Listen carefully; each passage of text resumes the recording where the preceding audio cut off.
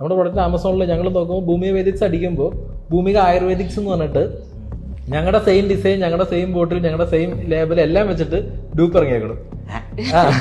അപ്പൊ ശരിക്കും അത് ഞങ്ങള് മനസ്സിലാക്കാൻ വെച്ചാൽ നമ്മളെ സക്സസ് ആയിക്കൊണ്ടിരിക്കുകയാണ്. അതാണ് നമ്മുടെ വലിയ ഡൂപ്പ് തന്നെ ഇപ്പോഴും ആമസോൺ. ഇപ്പൊ ഞാൻ അത് കംപ്ലൈന്റ് ചെയ്ത് അത് അവര് റിമൂവ് ചെയ്തു. പക്ഷെ വേറൊരു ബ്രാൻഡ് അതേ ഡിസൈൻ എടുത്ത് ആമസോണിൽ ഇട്ടിട്ടുണ്ട്. പേര് വേറെയാണ്, ഡിസൈൻ എല്ലാം നമ്മുടെ തന്നെ, പക്ഷെ കസ്റ്റമർ എടുത്ത് നോക്കുമ്പോൾ കണ്ടന്റ് വേറെ ആയിരിക്കും. അതെ അതെ അതെ അതെ പ്രൊഡക്റ്റ് ഡൂപ്പായിരിക്കും, മേടിക്കുന്ന ആൾക്കാർ എന്തായാലും കബളിക്കപ്പെടും. പക്ഷെ ഞാൻ പറഞ്ഞ വെച്ചാൽ നമ്മൾ സക്സസ് ആവുമ്പോഴാണ് നമുക്ക് ഡൂപ്പ് വരുന്നത്.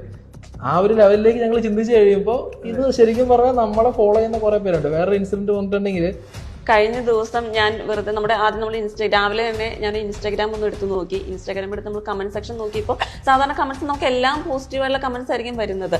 ഞാൻ നോക്കിയപ്പോൾ 2000-ഓളം നെഗറ്റീവ് കമന്റ്സ്, ഇത് ഫേക്ക് ആണ്, സ്പാമാണ്. 10 മിനിറ്റ്സിൽ more than 2000 negative comments. Degrading ആണ്, പെയ്ഡ് ഡീഗ്രേഡിംഗ് ആണ്. അത് നമ്മളെ മാത്രം ടാർഗറ്റ് ചെയ്തുള്ളതാണ്. കാരണം നമുക്ക് ഒരു ടെക്നിക്കൽ ടീമുണ്ട്, സ്ട്രോങ് ആയിട്ടുള്ള ഒരു ടെക്നിക്കൽ ടീമുണ്ട്.